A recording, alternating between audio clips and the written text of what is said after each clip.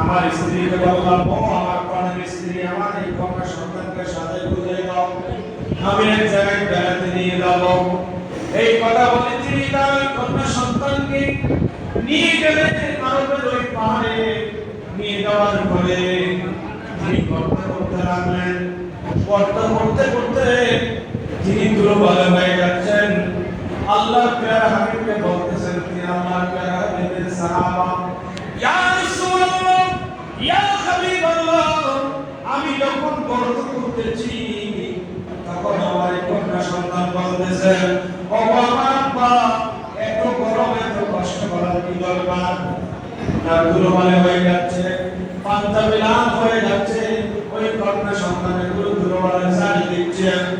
এরপর আমার নবীর সাহাবা বললেন, ইয়া রাসূলুল্লাহ, ইয়া হাবিবাল্লাহ, গর্ত যখন কমপ্লিট হয়ে গেল তখন আমার এই কন্যা সন্তানকে আমি ওই গর্তের মধ্যে নিক্ষেপ করেছি। ইয়া রাসূলুল্লাহ, আমার এই কন্যা সন্তান জানে না তাকে কিছুক্ষণ ভিতর আমি ওই গর্তের মধ্যে নিক্ষেপ করব। ইয়া রাসূলুল্লাহ, আমি যখন গর্তের মধ্যে নিক্ষেপ করেছি আমার কন্যা সন্তান কান্নাকাটি করতে লাগলো। আমি পাথর মারতে শুরু করলাম। আমার ওই কন্যা সন্তান বলতে লাগলো, আমি বুঝতে পেরেছি তুমি আমাকে দুনিয়া থেকে বিদায় করে দিলে। আমি জানতে পারলাম, ও আব্বু, আপনার কথা আমি তোমাকে বাবা বলে সমাজে করবো না, এই সমাজে রাখবো না, অন্য একটা জায়গায় আমি চলে যাব, তুমি আমার জানটা ভিক্ষা দাও। এই কথা বলে আব্বু আব্বু বলে বাবা চিৎকার করতেছে।